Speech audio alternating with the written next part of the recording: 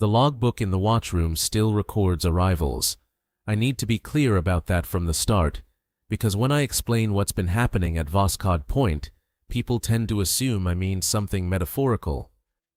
Some trick of old wiring, a sensor ghost, a circuit that never got properly decommissioned.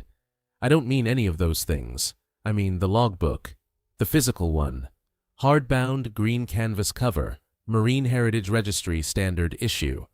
Page after page filled with entries in handwriting that isn't mine, documenting the arrival of vessels that do not exist, on dates that haven't happened yet. My name is Catrin Elridge, and for the past 14 months I've held the maintenance contract for Voskhod Point Light Station on the north shore of Castle Island, about 9 nautical miles off the coast of mainland Wales. The lighthouse was decommissioned in 1991, transferred to the Welsh Coastal Heritage Trust in 2004, and redesignated as a Category 2 listed structure in 2009. My job, or what was supposed to be my job, involves quarterly structural inspections, damp management, mortar repointing, clearing gull nests from the ventilation cowlings, and filing condition reports with the Trust's facilities office in Aberystwyth. I also lead guided tours during the summer season, 4 days a week, 2 tours per day, maximum 8 visitors per group because of the spiral staircase. It's not glamorous. I live in a converted boathouse at the base of the headland, about 200 meters from the tower. I took the contract after 12 years working heritage masonry for KDW, the Welsh Government's Historic Environment Service. Bad knees pushed me out of the larger restoration projects, Caernarfon, Harlech, the endless pointing work at Conwy. Voskhod Point was meant to be a quieter life, physically manageable, isolated enough to suit my temperament. I need to explain the logbook system. During the lighthouse's operational years, 1877 to 1991, the principal keeper maintained a station log in the watchroom at the top of the tower, just below the lantern gallery. Standard Trinity House format: date, time, weather conditions, visibility, light status, fog signal operation, vessel movements, and any incidents or communications. These logs were collected quarterly and archived. Most of them are in the National Archives now, or in the Trust's own collection. But the station kept one final logbook, number 1247, which was never collected after decommissioning. It was still sitting on the watchroom desk when I took over the contract, half filled with entries from the last keeper, a man named Geraint Howell, who served from 1983 to 1991. I left the book where it was. It felt like part of the room.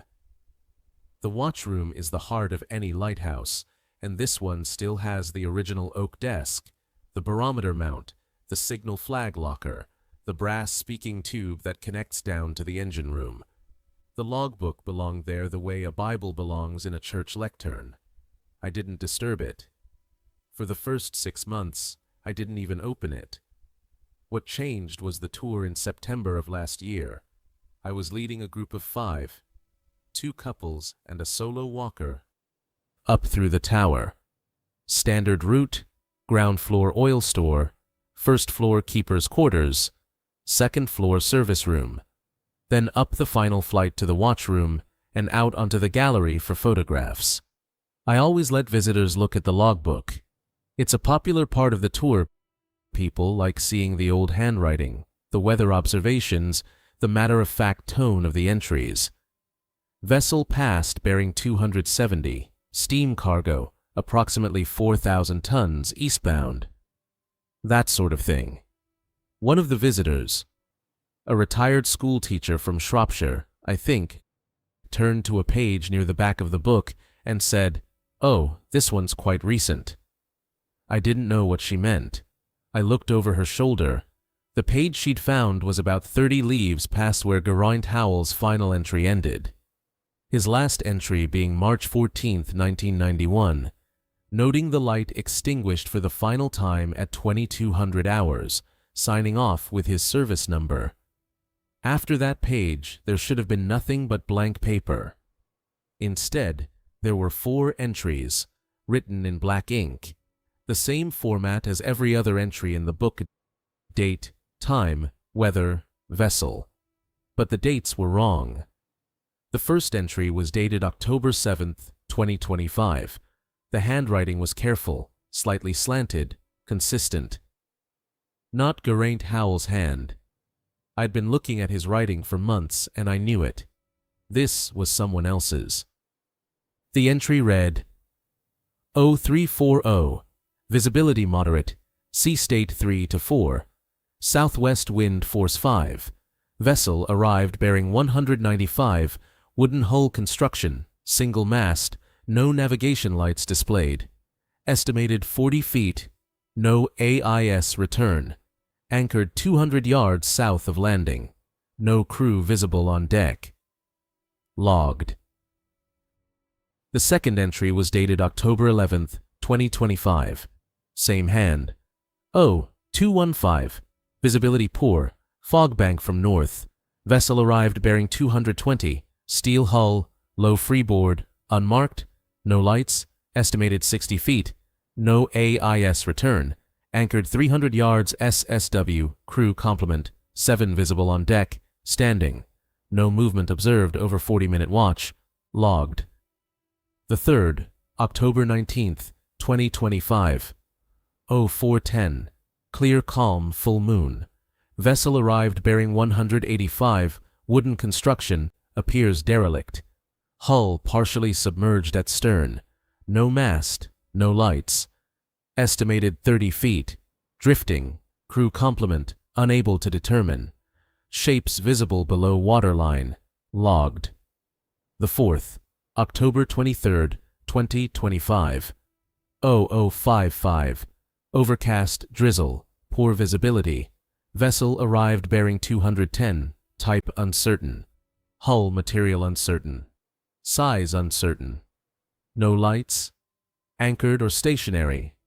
Unclear. Position approximately 150 yards from landing. Crew complement. 12 standing on surface of water alongside vessel. Logged. I read these entries 3 times, then I closed the book. The September tour was on the 14th. These entries were dated for October. 3 weeks in the future. The ink was dry. The pages showed no sign of recent handling, no smudging, no variation in the oxidation of the ink across the 4 entries, which you'd expect if they'd been written on different days. They looked as old as everything else in the book. I told myself it was a prank. Some previous visitor with a dark sense of humor and a fountain pen. The tours had been running all summer. Anyone could have slipped a page open while I was answering questions on the gallery. It was the only explanation that made sense. But the handwriting bothered me. It was too consistent with the rest of the book. The same careful, slightly institutional style that keepers were trained to use. And the format was perfect. Not just date, time, weather, vessel, but the specific abbreviations, the bearing notation, the way logged appeared at the end of each entry as a standalone sentence. I'd read dozens of Lighthouse logbooks during my KW years. This was accurate, not the kind of thing a tourist would reproduce from memory. I photographed the pages and sent them to Rhiann Moss at the Trust's archive office.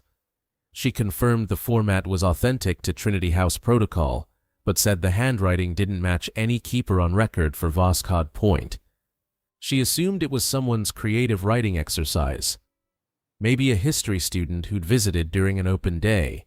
She said not to worry about it. I worried about it. October came. On the night of the 7th, I couldn't sleep. I told myself it was the wind.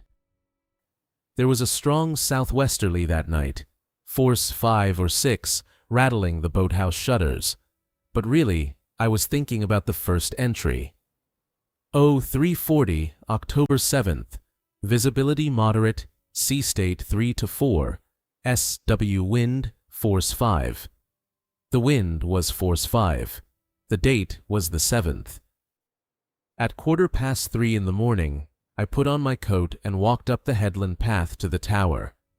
The motion sensor light over the entrance door triggered as I approached.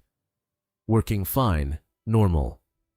I unlocked the ground floor, climbed the spiral stairs, passing through each level in darkness, except for my torch beam on the worn stone treads. The watchroom door was closed, as I always leave it. I opened it. The logbook was open on the desk. I had closed it. I specifically remembered closing it after the tour group left on September 14th. I always close it because moisture from the sea air will curl the pages if it's left open.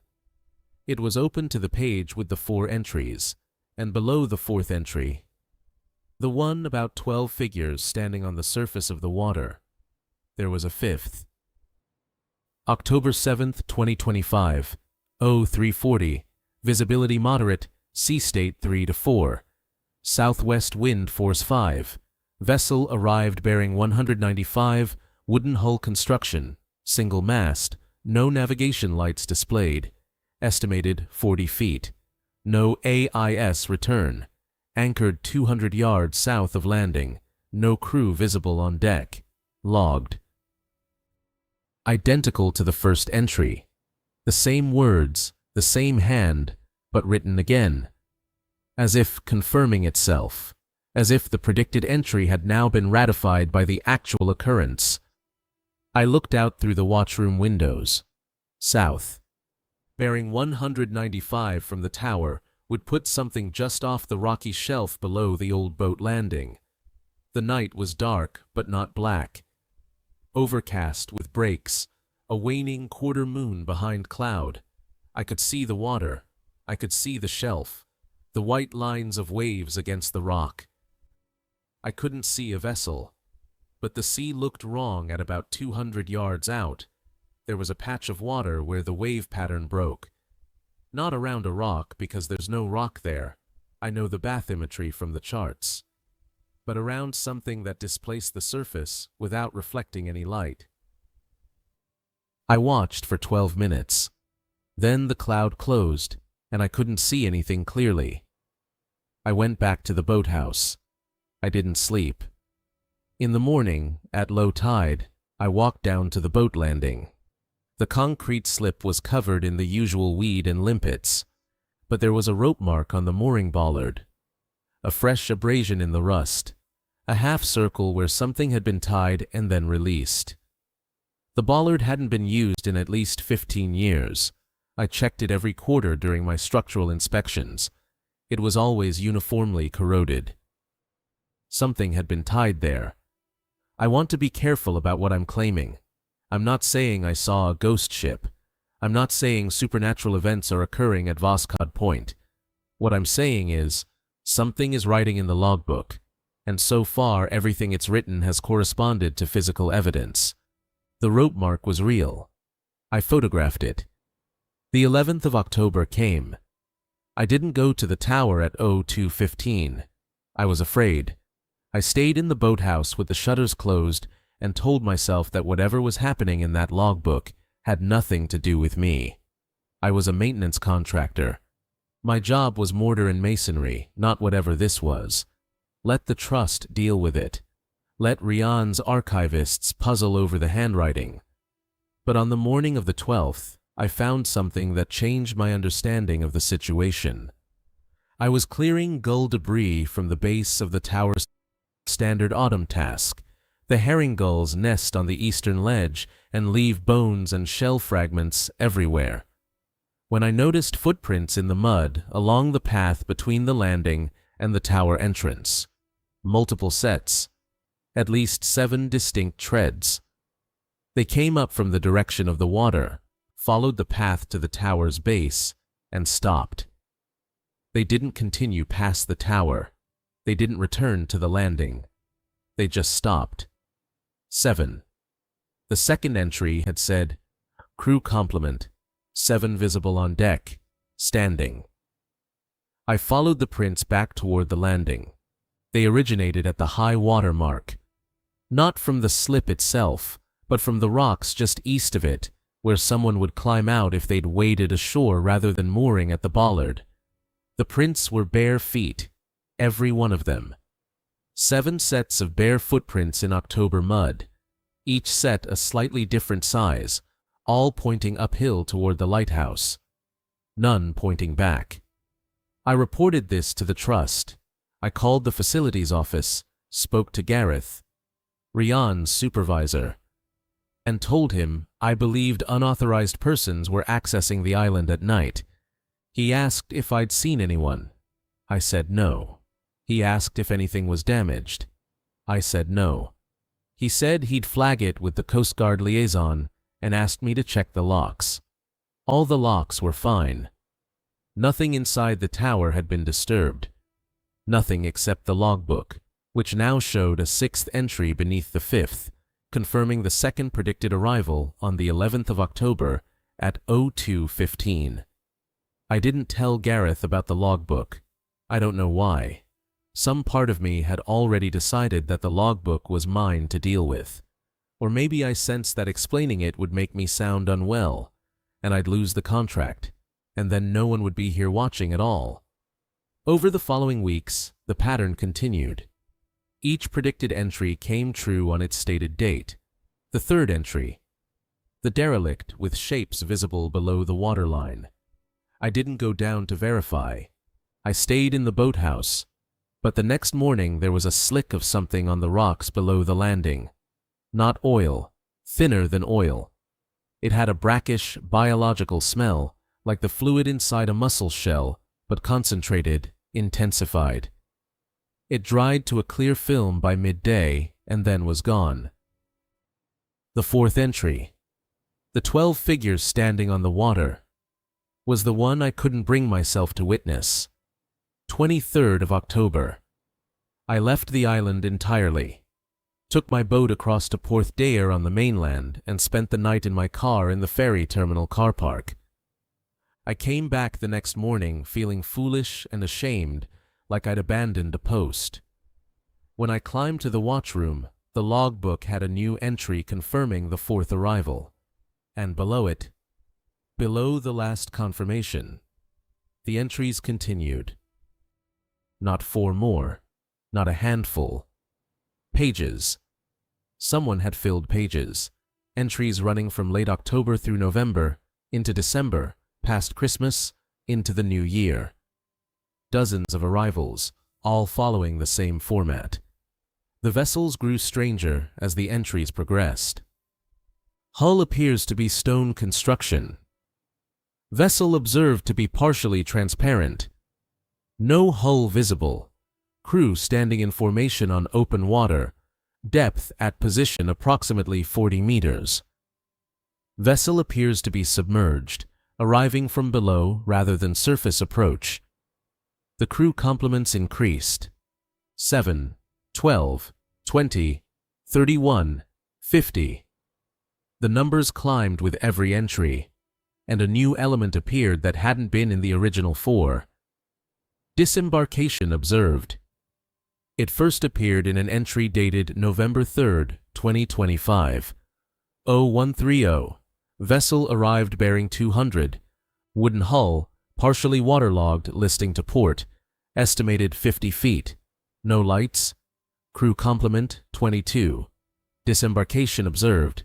Crew proceeded to tower. Logged. Proceeded to tower. I counted the predicted arrivals. From October through to the last entry, I could find, which was dated March 22, 2026. There were 147 separate arrivals. The total crew complement across all entries exceeded 3,000. 3,000 individuals arriving at Voskhod Point in the dark, proceeding to the tower, never departing. I couldn't account for them. There was no space in the lighthouse for 3,000 people. There was no space on the island. The tower is 62 feet tall, with a ground floor footprint of about 20 feet diameter. The island is a quarter-mile long and a few hundred yards wide. Where were 3,000 people going? I decided to stay. On November 3rd, the entry that first mentioned disembarkation, I decided I would be in the watchroom at 01:30 and I would see what was actually happening. This decision didn't come from courage. It came from the opposite. From the realization that if I kept running, kept avoiding, kept sleeping with my shutters closed, the arrivals would continue regardless. They didn't need my witness. The logbook didn't need me to read it. Whatever was happening at Voskhod Point had been happening since at least October, and possibly far longer, given that 33 years of blank pages had preceded the first entry. The only question was whether I wanted to understand it or not. I want to describe the night of November 3rd carefully, because I've gone over it many times in my memory, and I want to be precise. I was in the watchroom by midnight. I'd brought a thermos of coffee, my binoculars, a handheld VHF radio tuned to channel 16, and my phone with the camera ready. The night was dark. New moon. And the cloud cover was total. Visibility maybe half a nautical mile at surface level. I could see the landing lights of Porthdaer across the channel, and the navigation buoy at Castle South blinking every 4 seconds. At 0118, the VHF crackled. Not a transmission. No voice, no signal. Just a burst of static that lasted about 2 seconds and then stopped. The radio had been silent for hours before that. At 0127, I noticed the navigation buoy had stopped blinking. At 0130, I was looking south through the binoculars, bearing 200 as the entry specified. And the sea was, I'm going to use the word occupied. The water at about 150 yards from the landing wasn't empty. Something was there, not reflecting light, not silhouetted against anything. There was nothing to silhouette against, but present in the way that a person standing behind you in a dark room is present. You don't see them, you feel the displaced air. That's what the sea felt like through the binoculars. Displaced. Then I lowered the binoculars and looked with my bare eyes, and I could see them. They were already on the water, not in a vessel. Or if there was a vessel, it was below them, beneath the surface. But standing, walking, moving toward the landing in a loose formation. Maybe 20 figures, maybe more. Dark shapes against dark water, distinguishable only by the fact that they moved, and the sea didn't. They made no sound, no splashing. They walked on the surface the way you'd walk across a car park, steady, unhurried, purposeful. I didn't take photographs. My hands were shaking, and I didn't take photographs, and I've regretted it every day since. But I'm not sure the camera would have captured anything. The darkness was total enough that even my eyes were barely resolving what they saw. The figures reached the landing. They climbed the rocks. Not the slip, the rocks to the east, exactly where the footprints had been. And they moved up the path, toward the tower, toward me. I could hear them now. Not footsteps exactly. A sound like wet fabric dragging over stone. A heavy, saturated sound. And beneath it, something rhythmic that I initially took for breathing, but later decided was more like the sound of water draining through a narrow space. A gurgling, tidal rhythm that rose and fell with their movement. They reached the base of the tower. I was directly above them, 4 floors up. I couldn't see them anymore. The angle was too steep, but I could hear the sound continuing. Then, it stopped. For about 5 minutes, nothing happened. The silence was the worst part. I stood in the watchroom with every muscle locked, listening for the sound of the ground floor door opening, for footsteps on the spiral stairs, for anything that would tell me they were coming up. Nothing came. Then I heard a sound from below. Not from the staircase, but from the walls. Inside the walls. The tower is solid granite, 4 feet thick at the base, tapering to about 2 feet at watchroom level. I heard something moving inside the stone. Not like an animal in a cavity. There are no cavities. It's solid, but like a vibration passing through the structure itself. A slow, heavy pulse that moved upward through the masonry. I felt it in my feet first, then in my hands where I gripped the desk, then in my chest. It passed through me and continued upward, through the ceiling, into the lantern gallery above. Then silence again. I waited until dawn.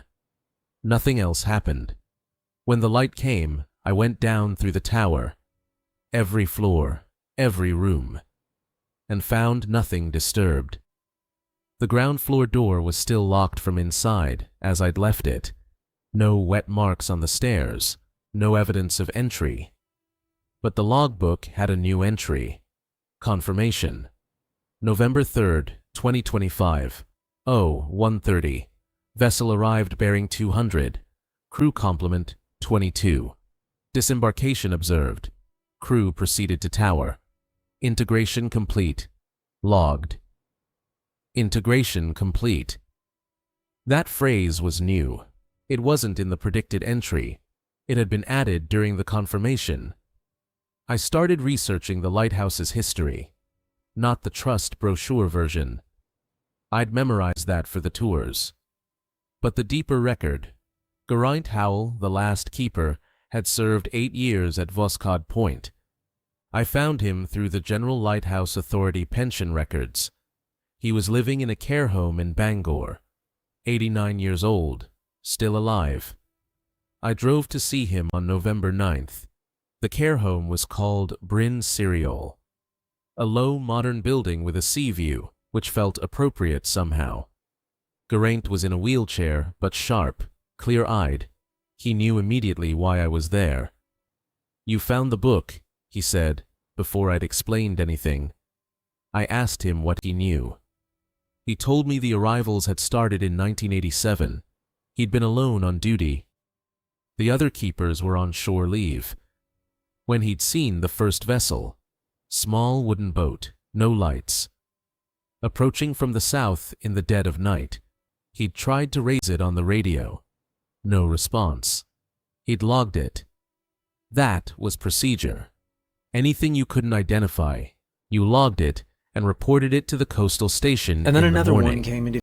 The next morning, the coastal station said no vessel matching that description had been in the area. No fishing boats out that night. No yachts. Nothing. It happened again 2 weeks later. Then again. Then every few days. Geraint logged every arrival, submitted every report. The coastal station told him they had no record of any of these vessels. After a few months, they stopped responding to his reports entirely. He was told to focus on his duties and stop filing what his supervisor called phantom contacts. But the vessels kept coming, and eventually, so did the crews. "They come to the tower," Geraint said. "They don't come inside, they go into it, into the stone. You'll have felt it. That pulse. Like something passing through." I asked him what they were. He shook his head. "I watched for 4 years, hundreds of them. I never found out what they were. But I know what they're doing. They're arriving, that's all. They're just arriving. The lighthouse is the destination." I asked him why. "Because that's what a lighthouse does," he said. "It guides things in. We turned the light off in 91, but the tower's still there, isn't it? Still standing in the same spot, marking the same point on the chart. The light was never the thing that brought them. The tower is. The tower says, here, land here, arrive here. The light was just us saying we were open for business. They never needed the light." I asked why he'd never told anyone, why the logbook entries had started appearing after the station was decommissioned, in handwriting that wasn't his. He said, "The entries started because I stopped writing them. I stopped logging arrivals in 1988 because no one was reading the reports. For 3 years I just watched and said nothing, and then the station closed, and I left, and something else started keeping the log. He looked at me very directly then, and he said, "When there's no keeper, the station keeps itself." I left Bryn's serial more frightened than I'd been on the night of November 3rd, because Geraint's explanation meant this wasn't new. It wasn't escalating because of me, or because of anything I'd done. It had been happening for nearly 40 years. The decommissioned lighthouse had been receiving arrivals, continuously, for decades. And something, whatever maintains the record, whatever inherited the keeper's duty when the keepers left, had been faithfully logging every single one. 3,000 predicted arrivals through March 2026, but the entries in the logbook only covered from October 2025 forward. What about 1991 through 2025? 34 years of arrivals, unrecorded? Or not unrecorded? Unread. When I got back to the island, I went to the watchroom with a fresh torch and examined the logbook more carefully. Book 1247. It had maybe 40 blank pages when the predicted entries began. Now it was full. I'd seen the entries run to March 2026, and the book clearly couldn't contain much more. But beneath the desk, in a drawer I'd never opened, because it had always appeared sealed with paint, I found the edge of something. I worked it open with a chisel. Heritage masonry contractors always have a chisel. And inside the drawer were more logbooks, not 1 or 2. The drawer was impossibly deep. It went back further than the desk should have allowed, further than the wall behind the desk should have permitted. I reached in and felt book after book, stacked horizontally, going back into darkness. I pulled out the first one, green canvas, same format, but the cover said 1248. The next was 1249, then 1250. I stopped pulling them out at 1263. 16 additional logbooks, each one filled cover to cover with arrival entries, in the same careful hand, spanning 1991 to 2025. I sat on the watchroom floor surrounded by books and began counting arrivals. I stopped at 12,000. I was only through 1997. Let me be clear about the mathematics.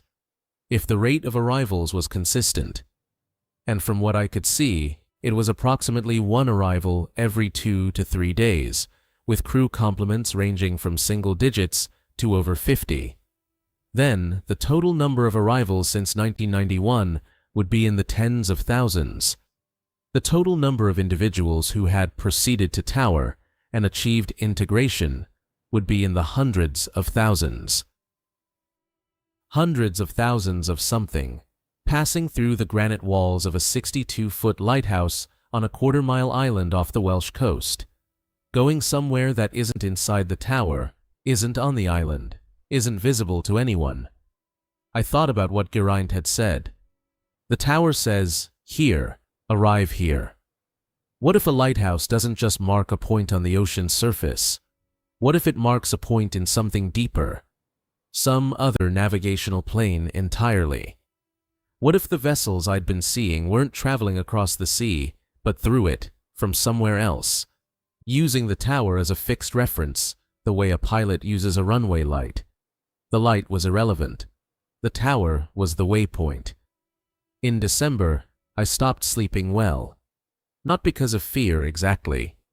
The fear had metabolized into something closer to awe mixed with exhaustion, but because the arrivals were now nightly.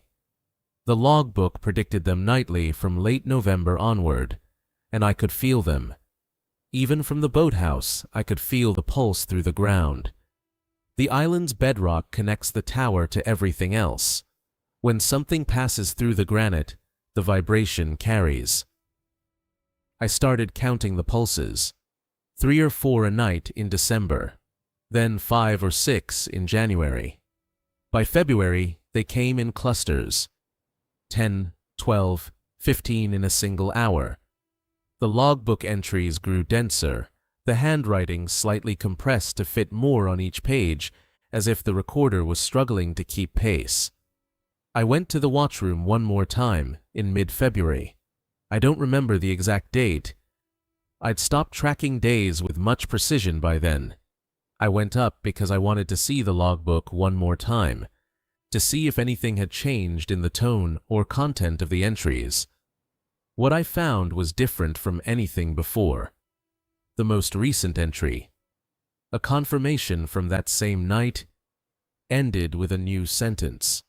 Not logged, not integration complete, something else entirely. Keeper present, acknowledged. It knew I was there. Whatever was writing in the book knew I was reading it, and it acknowledged me. Not as an intruder, not as a threat, but as a keeper. A keeper of the light that no longer shone. A keeper of the station that had no official function. A keeper of a door that I hadn't known was a door. Below that entry, one final line. Not in the station log format.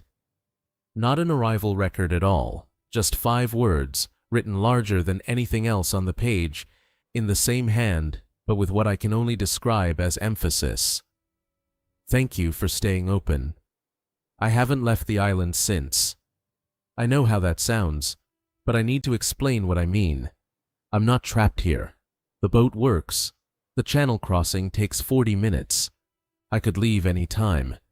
I stay because I understand now what the job actually is. It was never about the mortar or the masonry or leading tourists up the spiral stairs and telling them about fog signals.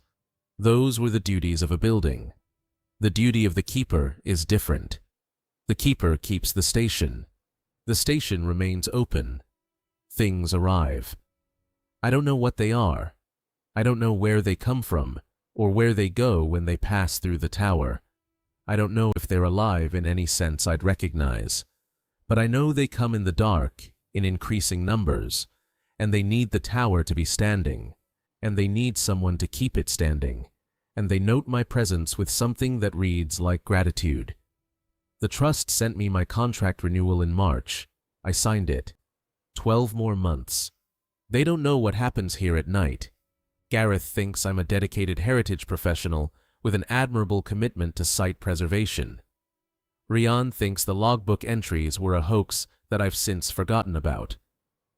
The Coast Guard liaison filed my original report about unauthorized access and never followed up. That's fine. The keepers before me didn't have anyone to tell either. Geraint watched for 4 years and told no one. The keepers before him.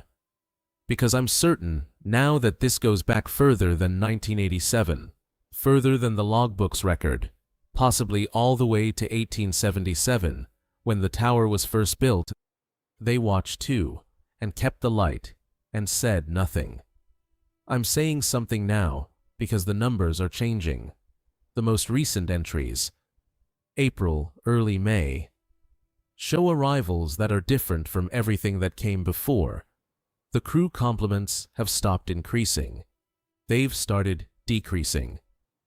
The last 12 entries all show the same number. 1. Single arrivals, single individuals, coming alone. And the final entry in the current logbook, Book 1264, nearly full now, is dated for tomorrow. It reads, 0300, clear skies, calm sea, no wind.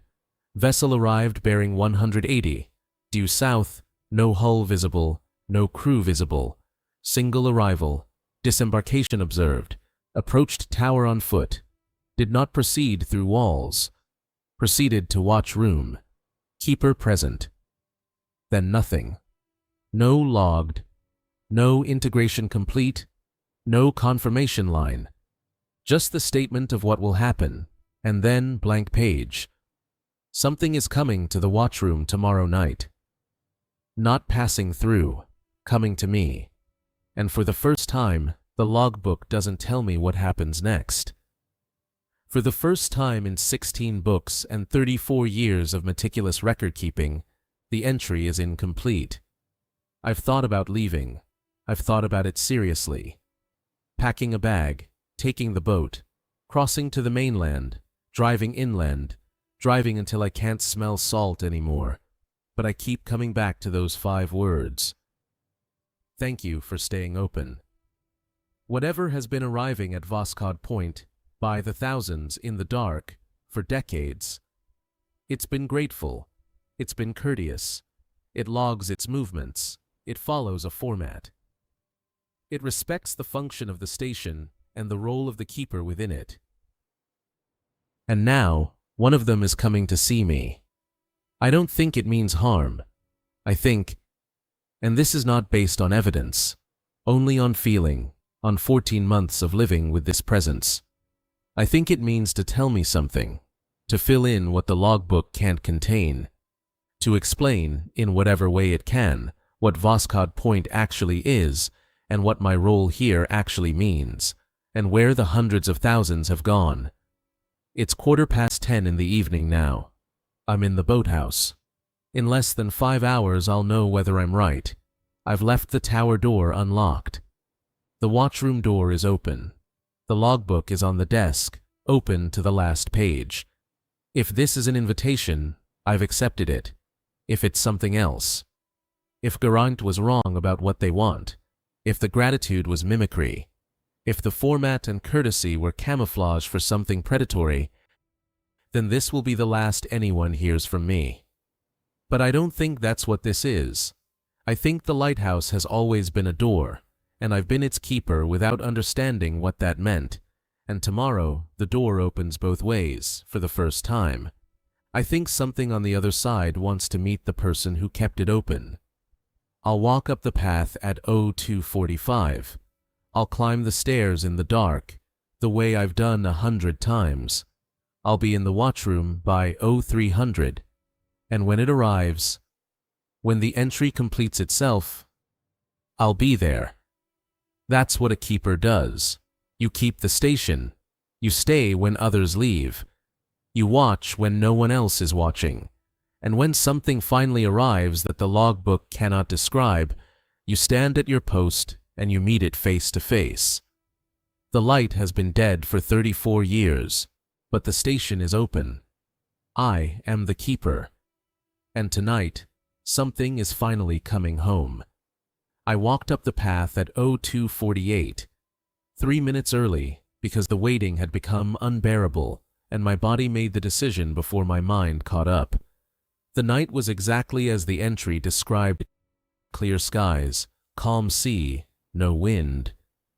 The kind of still that only occurs a few times a year on Castle Island, when the Atlantic forgets itself and the air hangs motionless like something held in suspension. I could hear my own breathing and the crunch of gravel under my boots and nothing else. No surf, no gull cry, not even the distant thrum of a fishing vessel's engine, which usually carries across the channel on quiet nights. The motion sensor light above the tower door didn't trigger as I approached. I stopped. I was within range. Well within range. I'd walked this path hundreds of times, and the light always triggered at roughly 8 meters from the door. I took 2 more steps. Nothing. The sensor housing looked intact. The small red LED that indicates standby power was dark. The door was open. I'd left it unlocked, but I hadn't left it open. It stood about 18 inches ajar. The heavy oak swung inward, showing the black rectangle of the ground floor oil store beyond. There was no light inside. The emergency lighting strip that runs along the base of the internal walls, installed by the Trust in 2016 as a safety measure for evening tour groups, was off. The air coming from inside the tower smelled different from the night air, cooler and with a mineral quality I hadn't noticed before, like the smell after you crack open a geode, or the air inside a cave system that hasn't been entered in a long time. Old air, sealed air, except the tower was never sealed. I stepped inside. My torch beam swept the oil store. The original stone shelving, the rusted bracket mounts, the drain channel in the floor. Everything normal. Everything as I'd seen it 1,000 times. But the temperature was wrong. It should have been warmer inside. Stone retains heat, and the day had been mild for early May. Instead, it was colder in the tower than outside. Significantly colder. My breath wasn't quite visible, but I could feel the chill on my lips, in my sinuses. I began climbing. The spiral staircase at Voskhod Point is 107 steps from ground floor to watchroom, with landings at each intermediate level.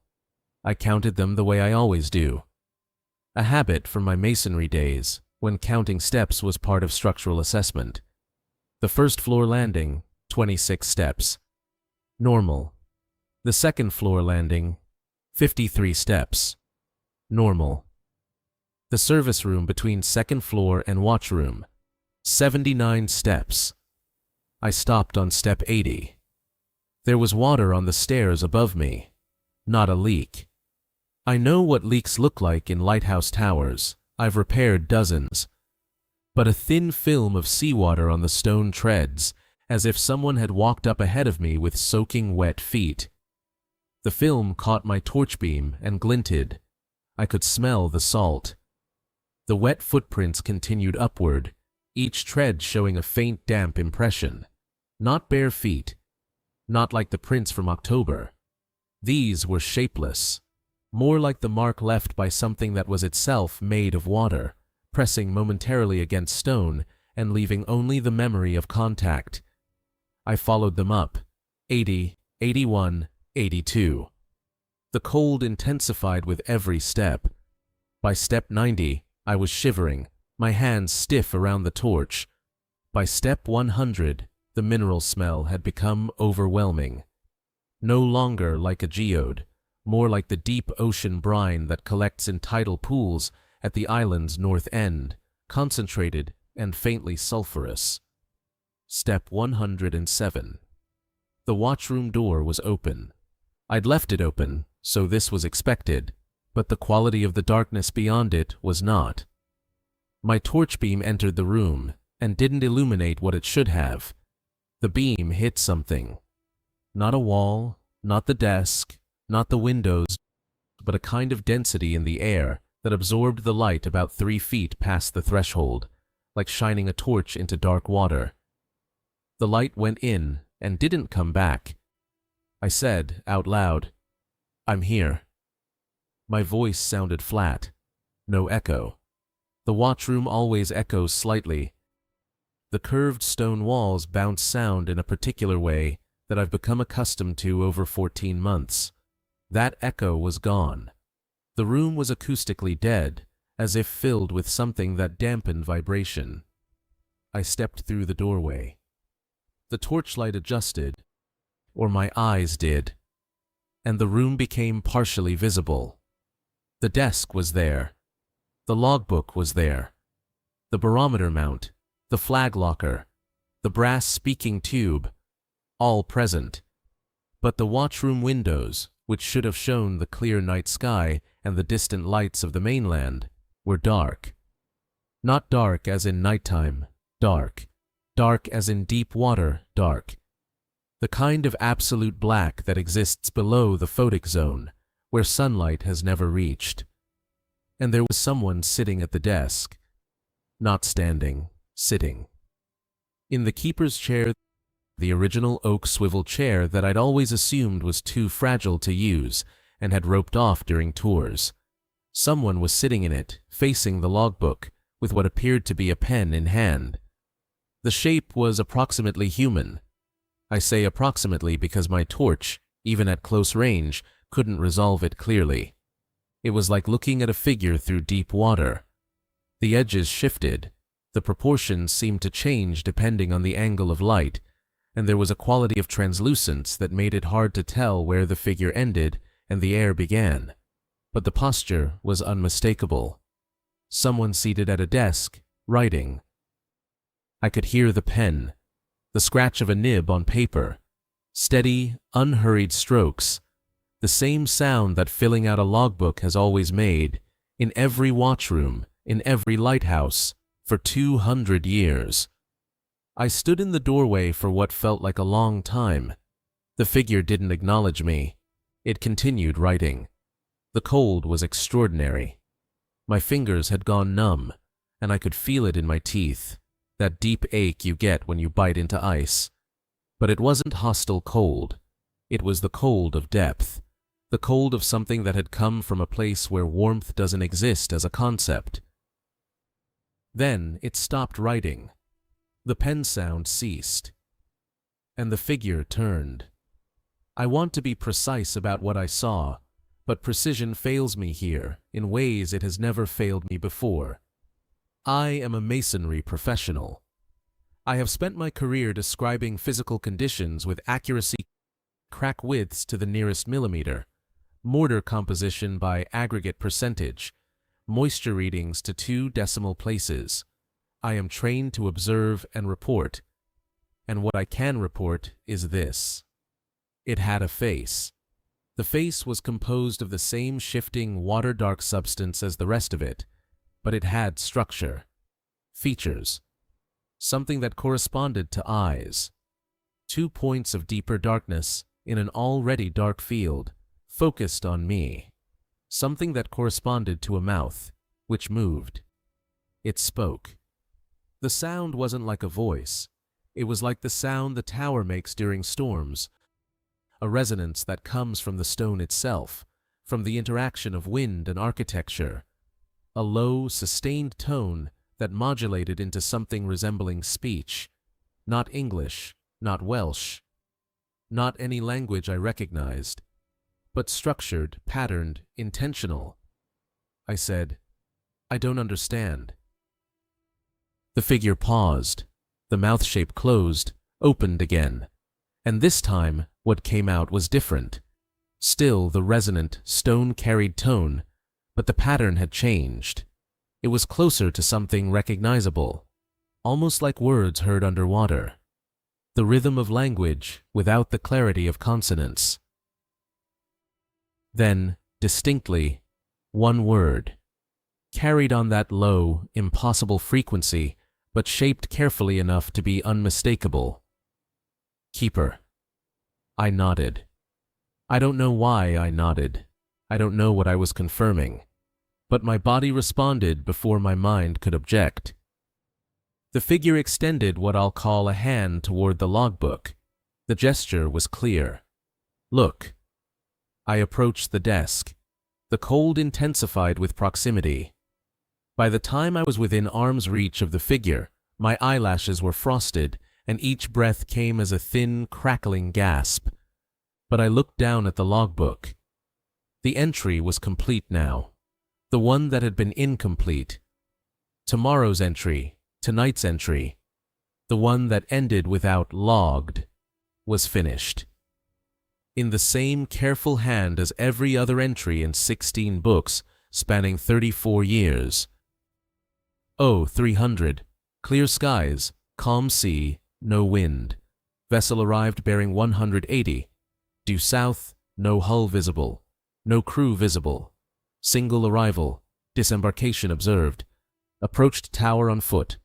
Proceeded to watch room. Keeper present. Communication attempted. Keeper acknowledged. Purpose conveyed. And beneath it, in larger script, station to remain open, keeper to remain. Duration, permanent. Arrivals will continue. No harm to keeper. No harm to island. No harm to shore. This is passage. This is only passage. We do not stay. We pass through. The tower is the door. The keeper is the key. We have been grateful. We will continue to be grateful. You may read the books. You may tell others. No one will believe. This does not matter. What matters? The station remains open. What matters? Someone keeps. I read it twice, 3 times. The words didn't change. They remained fixed on the page, black ink on cream paper, perfectly legible, perfectly formatted. When I looked up, the figure was still there, still watching. The eye points fixed on me with an intensity that I can only describe as patient. It was waiting for something, a response. "I understand," I said. The figure inclined its head. A nod, or the closest it could manage to a nod. Then it stood. The chair didn't move. The figure simply rose through it, the way the pulses had always risen through the stone. It moved toward the wall. Not the door, the wall. And as it reached the curved granite surface, it didn't stop. It continued forward, and the stone accepted it, and the pulse came. That deep vibration I'd felt so many times from below, but this time from inches away, close enough to feel in my bones, in my blood, in the fluid of my eyes. Then it was gone. The cold began to recede. The watchroom windows showed stars again, and the distant lights of Porth Dayar, and the navigation buoy blinking its faithful 4-second rhythm. The acoustic deadness lifted and I could hear the ocean again. Gentle, barely there, but present. The mineral smell faded over the next few minutes, replaced by the familiar salt and stone scent of the tower on a mild night. I sat in the keeper's chair. It held my weight. It had always been strong enough. I'd been wrong about it being fragile. I sat there until dawn. That was 4 days ago. The logbook has continued filling itself. 3 entries since that night, all following the standard format, all showing single arrivals, all confirming passage complete rather than integration complete. I think the language changed because the communication changed the function. Before, I didn't know what was happening, so the entries used clinical terminology. Now that I know, now that I've been told, the language has softened into something more honest. They pass through. They don't stay. The tower is a waypoint, and I am its custodian, and the door is open because I keep it open. I don't know what they are. The figure in the watchroom didn't explain its nature, its origin, or its destination. It told me only its purpose relative to this place. Passage. The lighthouse marks a crossing point.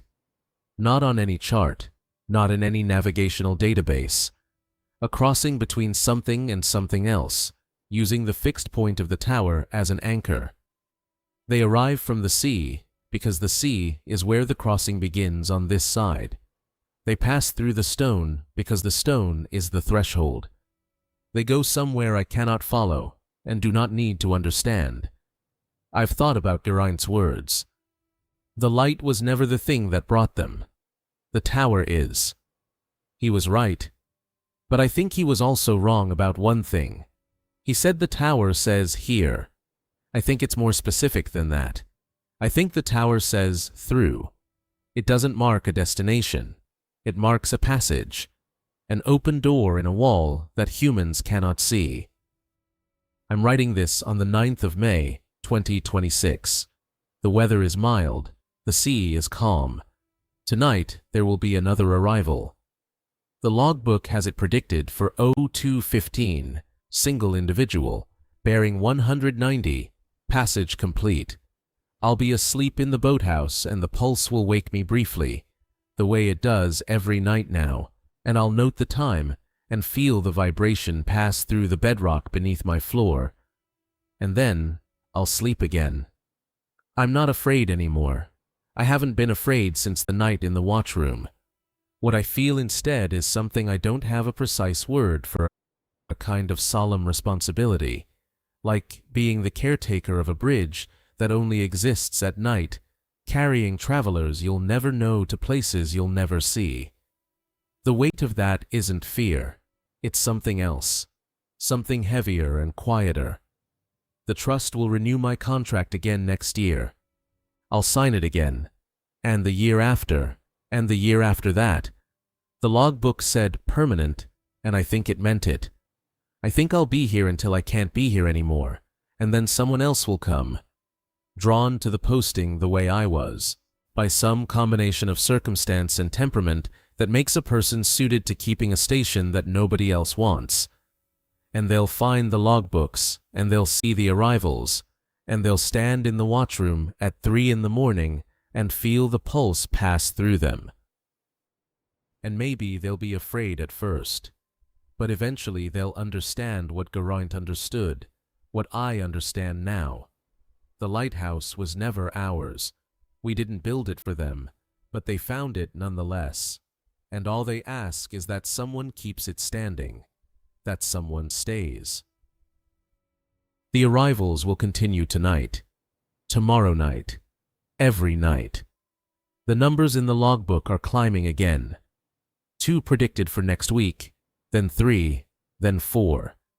The passage is widening, or more travelers are finding the route, or whatever season governs their movement is shifting into a busier phase. I don't know. I don't need to know. My job is the mortar and the masonry. My job is the stone. The tower stands. The station is open. I'm the keeper. That's enough.